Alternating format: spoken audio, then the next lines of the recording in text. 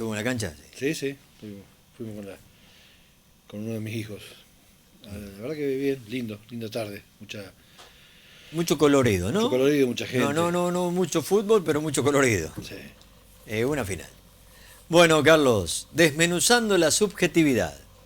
¿De qué se trata esto?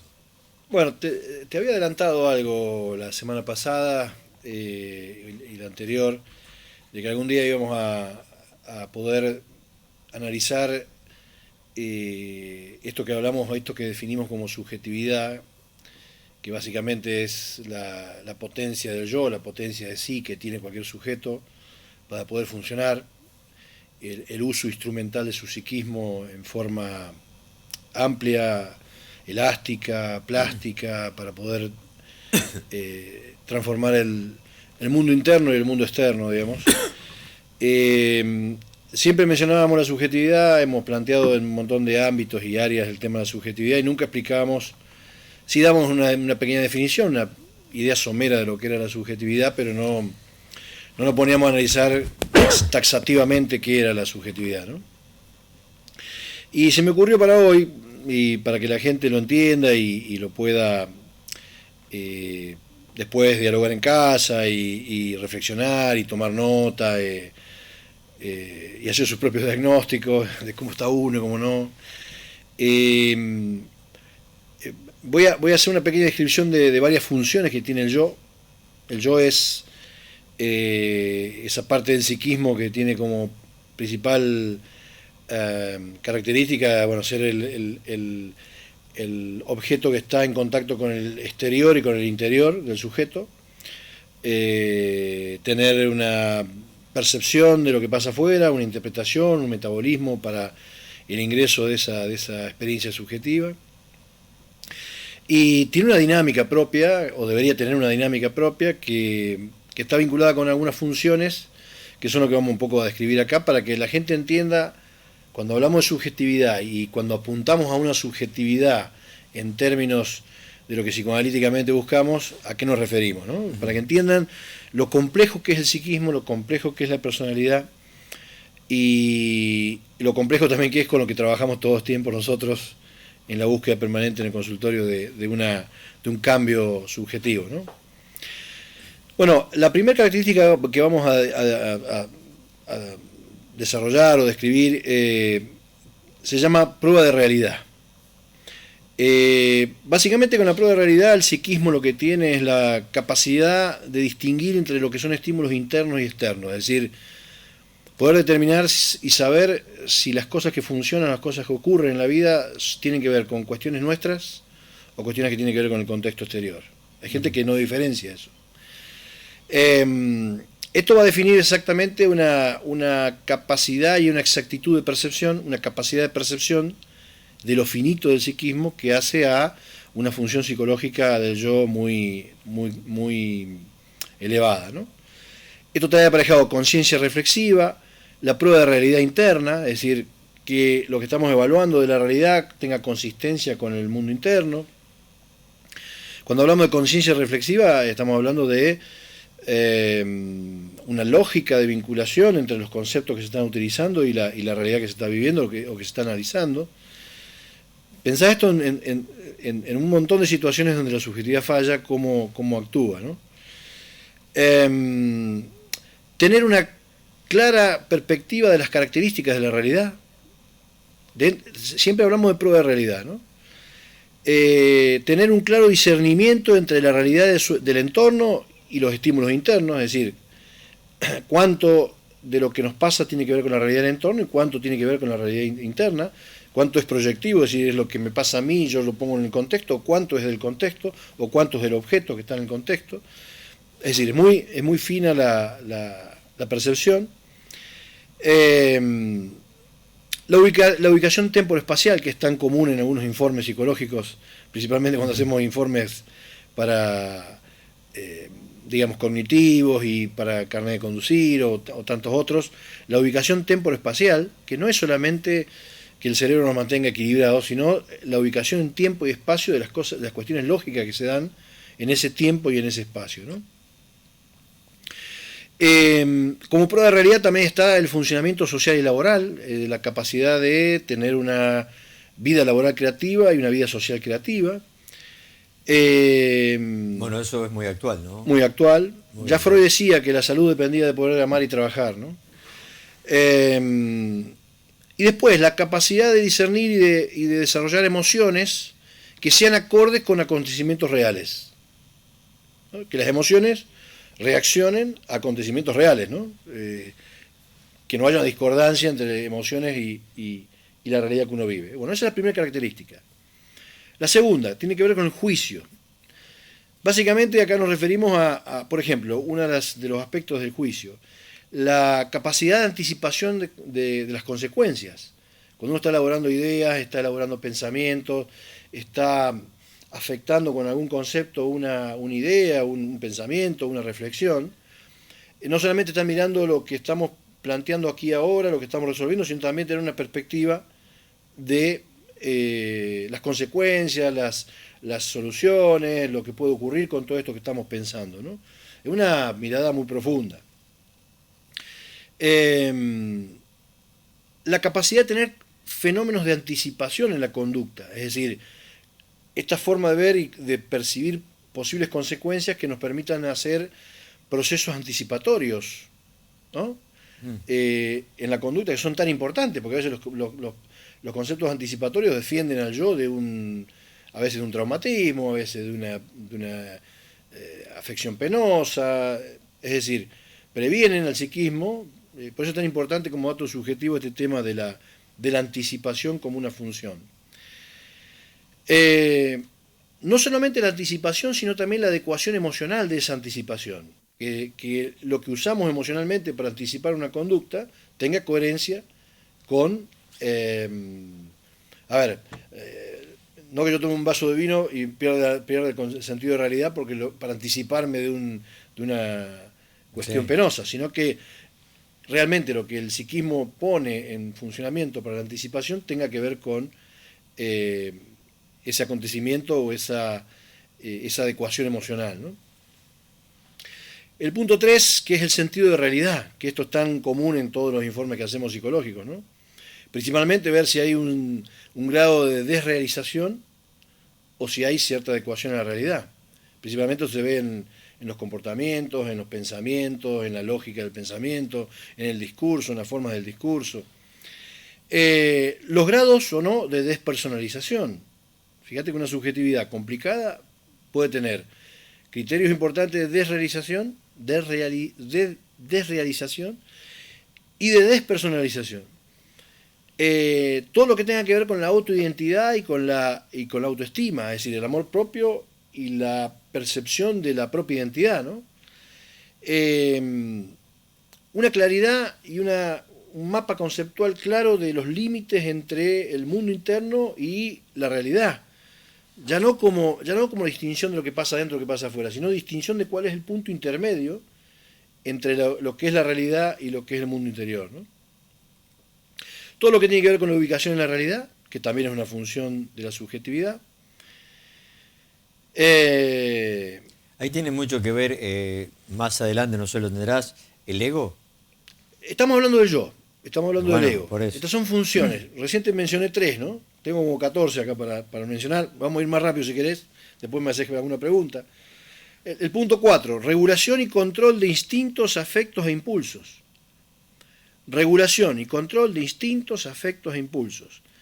Es decir, qué tan directa es la expresión de los impulsos, qué tanto es capaz el sujeto de detener los impulsos, de demorar los impulsos. Esto tiene que ver con la capacidad de tolerancia, la capacidad de frustración. Es decir, qué tan rápido uno reacciona frente a una situación frustrante o qué tanto es capaz de postergar una situación agresiva, hostil, etcétera, etcétera. Y cada individuo es como es, ¿no? Es diferente. Pero esto se evalúa en cada individuo, ¿no? Obviamente que lo que está buscando la subjetividad más madura es que esto funcione bien. Claro. La eficacia en todos los mecanismos de demora también es una característica de ese punto número 4 de regulación de control y control de distintos afectos e impulsos. El punto 5, que se refiere a las relaciones objetales. Las relaciones objetales tienen que ver con las relaciones con el otro, con las relaciones con el entorno, con las relaciones humanas. Primero el grado y el tipo de relaciones. ¿En qué grado se dan esas relaciones objetales? ¿Y cuál es la característica de esas relaciones objetales?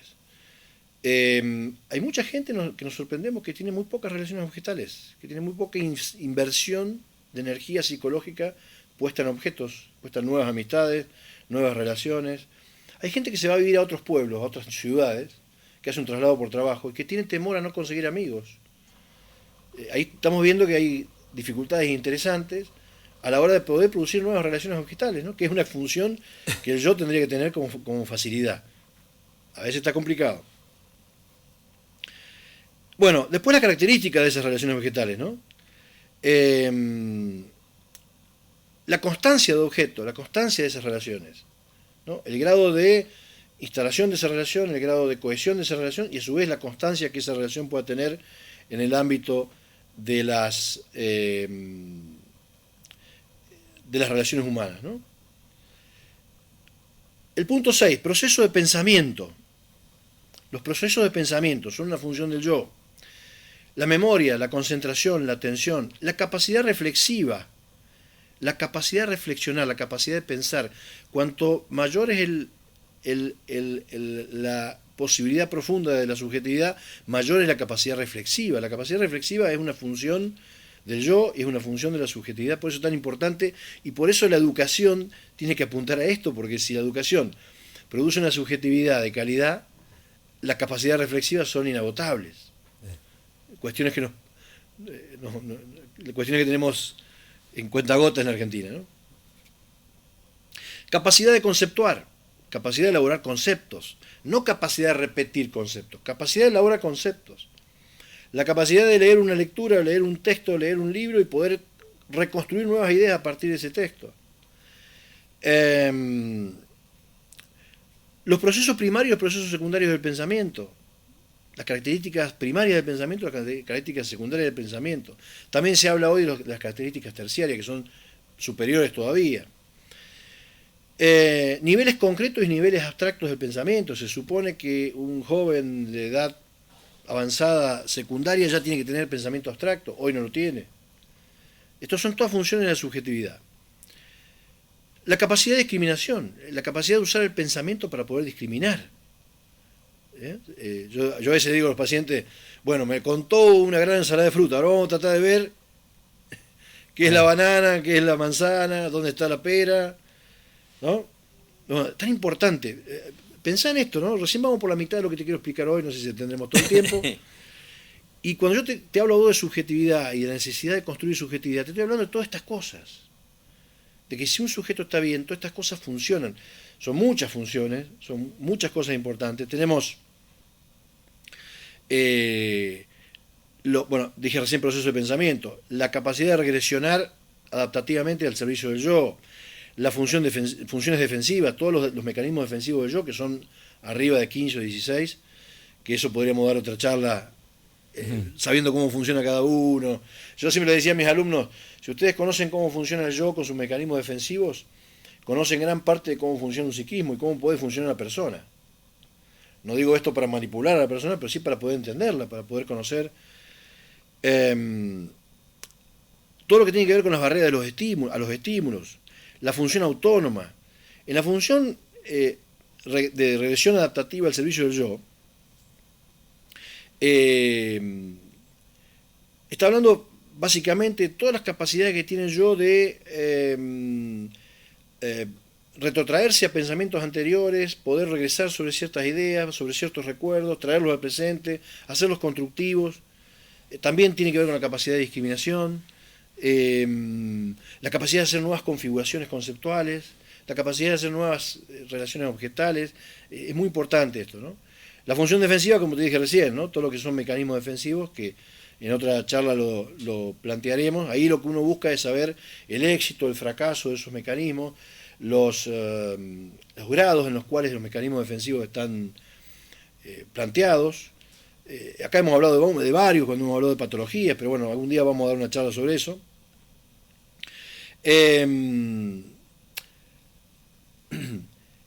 Cuando hablamos de barrera a los estímulos, estamos hablando del umbral que tiene cada persona frente a los estímulos, ¿no? cuándo uno es capaz de reaccionar a los estímulos y cuándo no, la capacidad de tolerancia, la capacidad de frustración. Esto es totalmente subjetivo de acuerdo a quién evaluemos, ¿no? ¿Qué pasa frente a una estimulación excesiva? ¿Qué pasa con cada uno de las personas que podemos evaluar en relación con esta cuestión de la barrera de los estímulos? El punto 10, que es la función autónoma, ¿no? El grado de libertad a partir el grado de libertad o grado de autonomía que un sujeto puede producir con su subjetividad. Un verdadero grado de autonomía, es decir, pensamiento independiente, pensamiento creativo, poder construir y producir cosas nuevas que no están definidas de antemano, tiene que ver con el pensamiento autónomo, la función autónoma. Esto es muy importante porque no son funciones que prevalecen en la subjetividad moderna, ¿no? Con lo cual, esa es una de las razones por las cuales estamos bastante jodidos, ¿no? Bastante, en varios de los ámbitos. Me quedan 4. La función sintético-integrativa. Eso básicamente nos permite, por ejemplo, integrar y sintetizar experiencias que a veces no han sido tan importantes o tan agradables o tan placenteras, y tratar de reconciliarlas para darle una congruencia dentro del psiquismo. Por ejemplo, dentro de esto están las cuestiones reparatorias, que también es un mecanismo defensivo, la capacidad de reparar, la capacidad de internalizar algunas experiencias que no han sido tan favorables, tan positivas, pero de poder modificarlas o reconciliarlas para que tengan un grado de incongruencia que le sirva al psiquismo y a la subjetividad para funcionar. Yo siempre digo que en un aula a mí me gustan los alumnos rebeldes y que están medio desorejados, porque esa energía se puede lograr con cierta congruencia para que tenga efectividad en cosas productivas. Es un gran desafío, muy lindo desafío. Generalmente me ha salido bien. Bueno, hay que saber psicoanálisis en la escuela. Esto es importante, yo lo vengo sugiriendo hace mucho, ¿no? Bueno, el punto 12 habla de dominio y competencia. ¿Qué tan competente puede ser un sujeto? Es decir, con todas estas otras funcionalidades y potencialidades que tiene el psiquismo que desarrollamos antes, ¿qué tan potente puede ser uno en el manejo de la realidad? ¿No?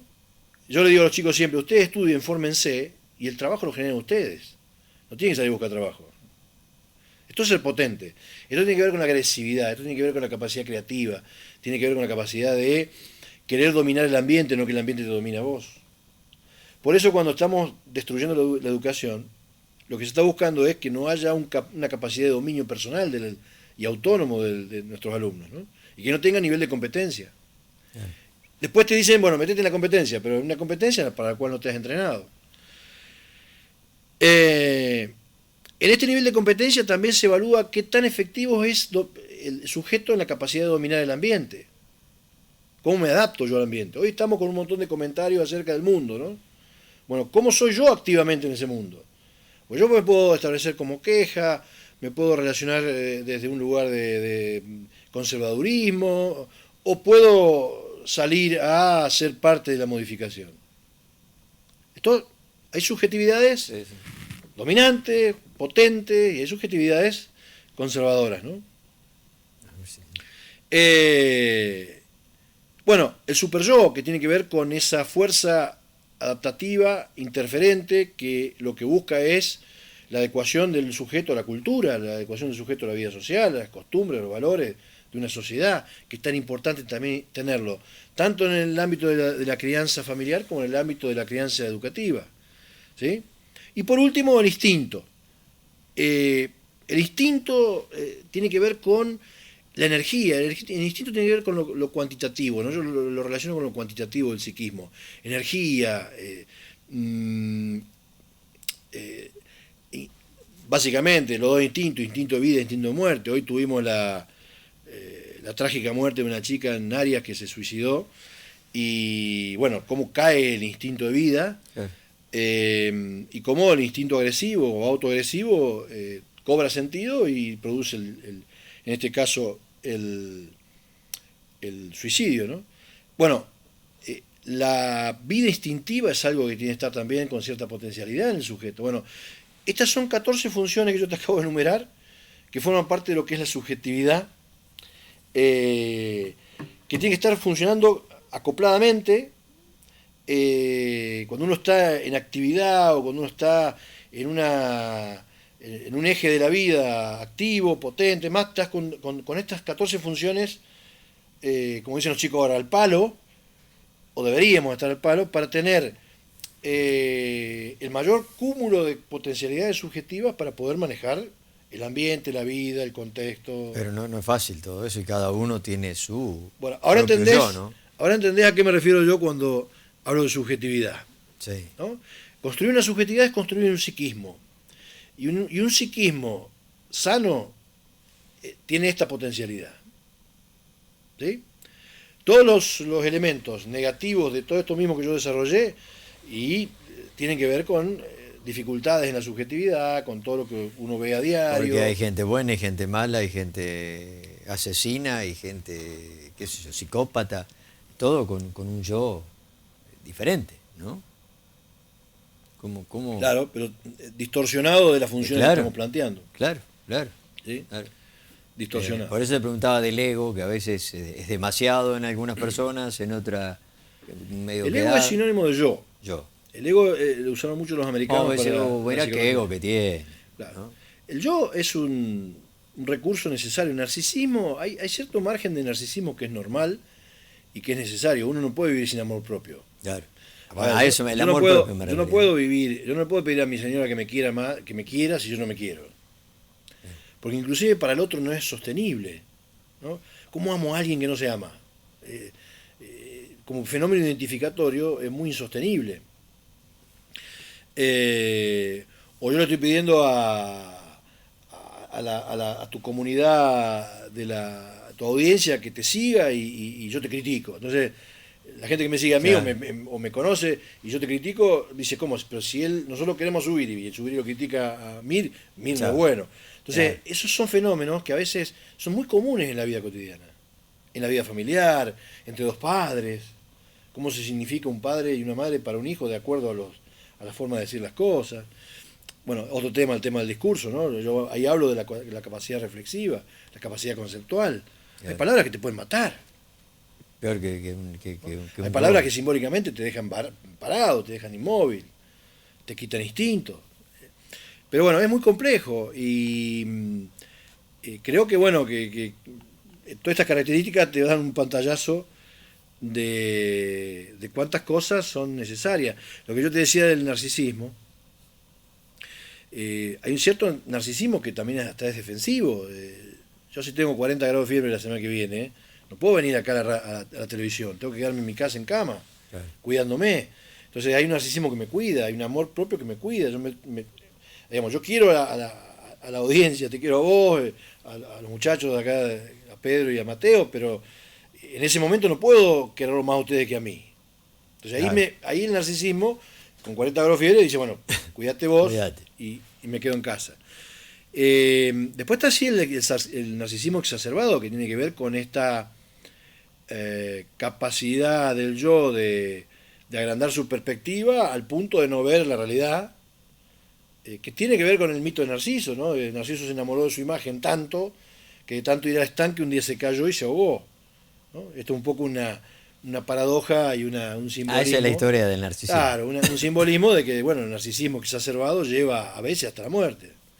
Y hay casos de gente muy narcisista, ¿no? Y sí, bueno, fíjate la vida política, Bueno, por eso. ¿no? Yo digo que el buen político es aquel que es capaz de querer más al prójimo que a uno mismo. Debería Y ser. los políticos son al revés. Debería ser. No, Los vos políticos no llaman- nombraste a Belgrano, murió Bueno. pobre y había hecho todo por la patria, ¿no? Exactamente, ¿no? Esta capacidad de que todos tengamos una capacidad de poder definirnos a partir de lo que somos, ¿no? La gente corre denodadamente detrás de cosas. La gente está hoy, todo esto que desarrollamos acá hoy, está atravesado por una vacuidad de contenidos, una ausencia de contenidos, donde la gente lo llena con aspectos materiales y termina identificado con eso, ¿no? Entonces, esta vida, a ver, no hay mucha relación entre interior y exterior de una manera compleja como yo te lo planteaba acá, sino que hay todo exterioridad. Hay todo apariencia. Entonces, yo tengo que usar una buena ropa, tengo que andar en un buen auto, tengo que tener una buena casa, por lo menos el frente, lo que se ve, ¿no? Me hace acordar, y no sé si coincidís con Facundo Manes en esto, que dice que la mayor felicidad es dar, ¿no? Y que es muy bueno para el individuo comunicarse con el otro. Si vos trabajás en salud y en educación, tenés que tener conciencia que son dos ciencias que son para estar todo el tiempo dando. Hay que dar. Yo creo que... Porque siempre estás trabajando con la necesidad urgente del otro. Y en El salud, en los dos ámbitos. La empatía, todo eso sí que ayuda al bienestar, ¿no? Totalmente, pero aparte dar en el sentido de que el otro es más importante que yo. Yo siempre digo a mis alumnos, y principalmente los que van a ser profesores, ¿no? Uno busca que ellos nos trasciendan. ¿Cuándo se termina la terapia? Cuando el paciente nos borra, ¿no? Cuando nosotros dejamos de ser importantes. La muerte del terapeuta es la salud del paciente. La caída del supuesto saber del docente es la aparición del alumno, ¿no? Cuando el docente ya no tiene que estar en ese lugar del supuesto saber, que nunca debería estarlo, pero a veces nos ponen ahí, aparece la potencialidad del alumno. Entonces, ese juego de narcisismo, ¿no? que hablábamos recién, bueno, tiene que ver con esto que estamos charlando, ¿no? Importante la charla, Carlos, espero que la gente lo analice en casa. Yo quería cerrar, no sé si Pedro o Mateo están en los controles ahora. Yo había bajado un TikTok, que lo pasamos hace un tiempo, y ahora, escuchando la charla y todo, no lo podemos pasar, está en estudio, Pedro. Recién lo pasé. Una reflexión, me gustaría compartirla. Y no sé, después hacer algún comentario cortito antes del cierre. Vale. A ver si lo podemos... que a lo mejor no tiene nada que ver con esto, pero tiene que ver, ¿no? Cuando Mateo me diga. Y el taxista me dijo, usted es el que habla de economía. Ahí Sí, estamos. le voy a decir la mejor frase de economía. Lejos. Si te morís y te sobra guita, hiciste mal las cuentas. Me encantó la frase, se la cuento a mi profesor, estaba con De Pablo, Juan Carlos, mirá la frase que me dijeron. No, tarado. Esa frase la dijo Modigliani, premio Nobel de Economía, que dijo, la herencia es un error de cálculo. Me gustó, me causaba gracia, entonces se lo cuento a otro jefe que tengo, economista, que no me deja citarlo nunca, muy perfil bajo, me dijo, Claudio, cumplí 82 años ahora. Cuando cumplí 80, me llevé a todos mis nietos y mis hijos a festejar mi cumpleaños de 80 a París. Vinieron los 17 conmigo, mis 3 hijos y todos mis nietos. 17 personas en París festejando mi cumpleaños de 80. Yo lloraba, emocionado, festejando. Gracias por venir. Hasta que tengo un hijo muy frío, uno de mis hijos es muy frío y me dijo, papá, convengamos que vos pagaste todo. Y yo le contesté, por eso estoy muy feliz, lo pagué con tu herencia.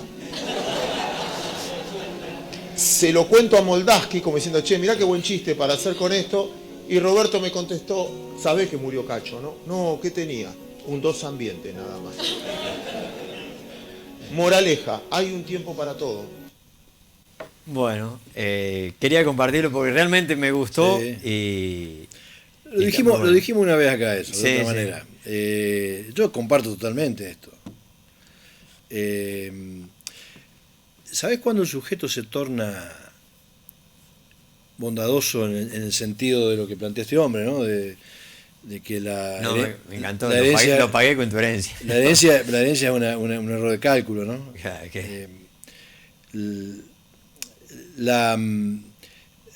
Creo que tiene que ver básicamente con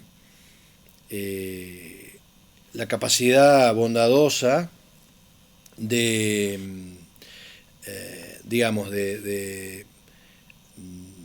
vivir con lo necesario y de el reconocimiento de lo bondadoso, a eso me quería referir, me olvidó el primer concepto, a partir del reconocimiento de la propia muerte.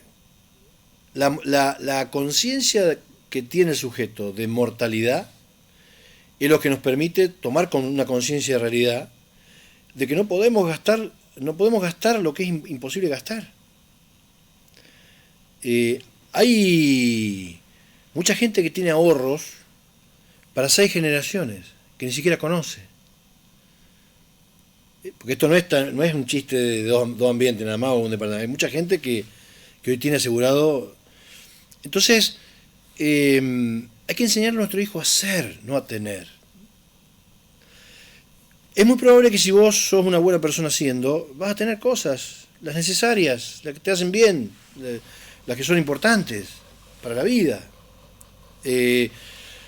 Cuando vos corres detrás de una zanahoria todo el tiempo porque crees que lo único que obtenés en la vida es material y con eso encontrás una identidad, vas a correr toda tu vida.